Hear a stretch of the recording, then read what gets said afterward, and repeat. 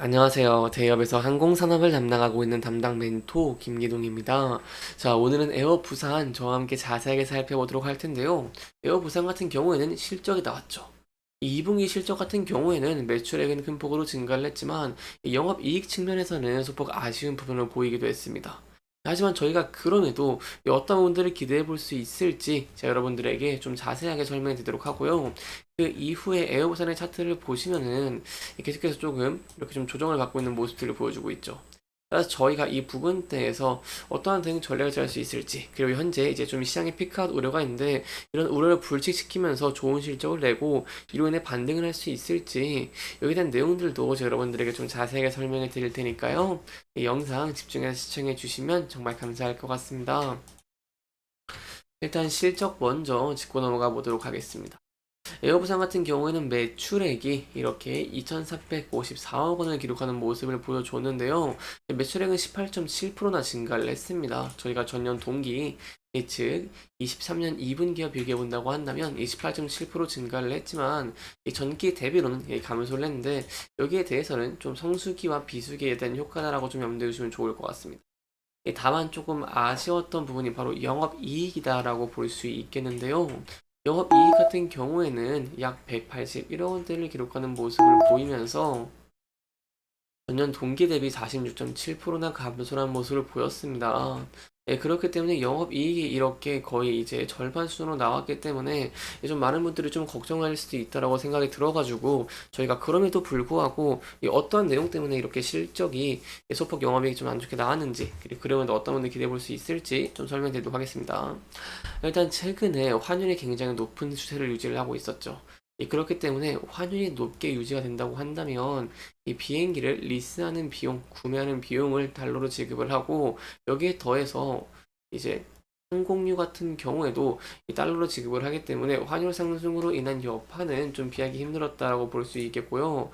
두 번째로 좀 지켜봐야 할 포인트가 유가입니다.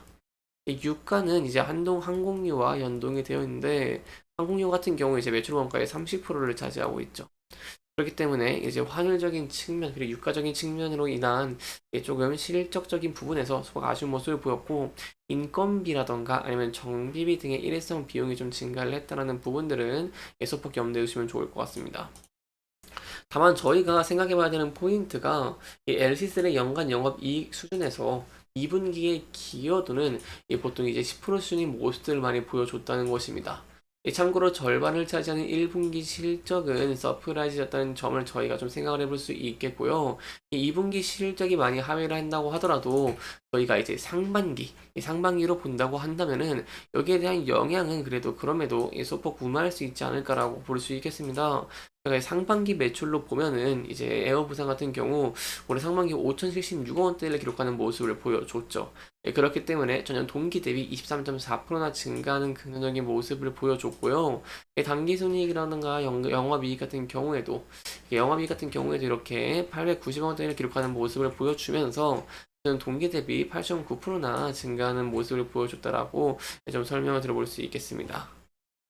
따라서 저희가 생각 가능한 포인트가 에어부산 같은 경우에는 1분기를 기점으로 이렇게 좀 좋은 실적을 냈고, 올해 2분기에도 좀 좋은 실적들을 기대를 했으나 그럼에도 불구하고 고환율이라던가 이제 고유가 등 이런 외부적인 변수로 인해서 조금 실적이 감소를 했다는 부분 염두에 두시면 좋을 것 같습니다.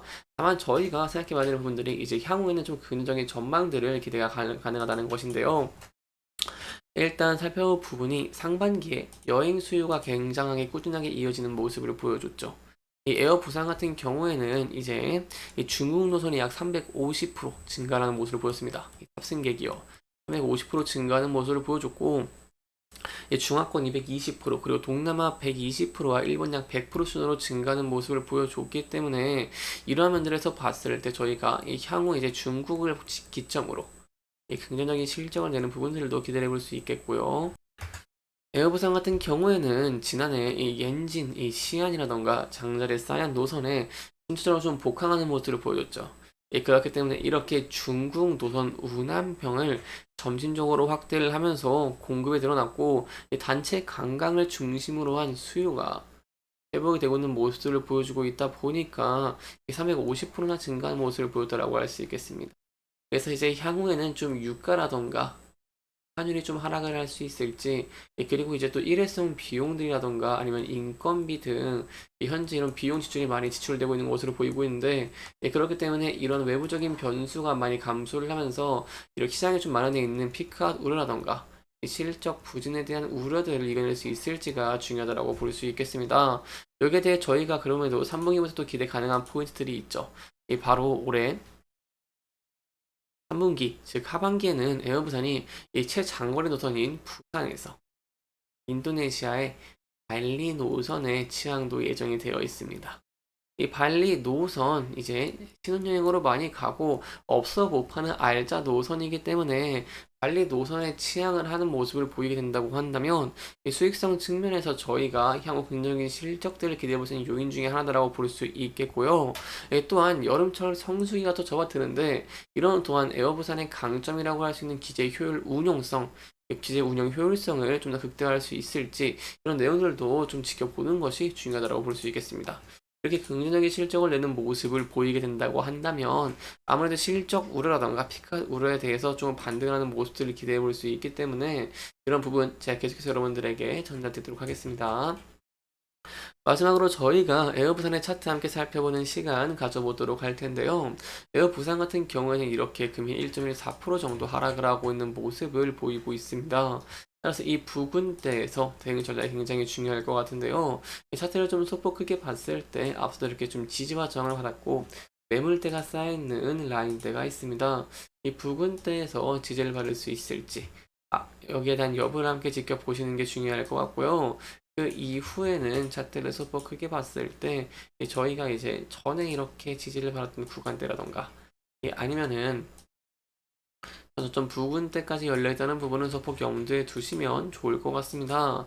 다만 제가 앞서 말씀을 드린 바와 같이 이제 3분기부터 성수기의 효과가 기대가 되고 하반기에는 이제 또 수익성이 증대가 기대가 되는 발리노선의 취향도 예정되어 있기 때문에 이런 면들이 각광을 받으면서 주가가 상승하는 모습을 보이게 된다고 한다면 앞서 주가가 상승할 시에 저항을 받았던 이 장기 이평선 61선 부근대를 다시 한번 돌파를 하면서 추세를 전환할 수 있을지 된 여부를 함께 지켜보시는 게 중요할 것 같습니다. 이렇게 이번 영상에서는요, 저희가 이제 에어부산의 실적적인 부분 함께 분석을 해봤고, 이 전체적인 2분기 실적과 향후 기대가 되는 전망들 함께 짚어보면서 진행을 했고요. 해당 영상은 개인적인 의견이 많이 들어갔기 때문에 시청자분들의 주관적인 생각과 해당 내용을 토대로 현명한 선택을 하시면 좋을 것 같습니다. 이렇게 영상 잘 보셨다면 좋아요와 구독 부탁드리면서요. 오늘 영상 마무리하도록 하겠습니다. 끝까지 시청해주셔서 감사합니다.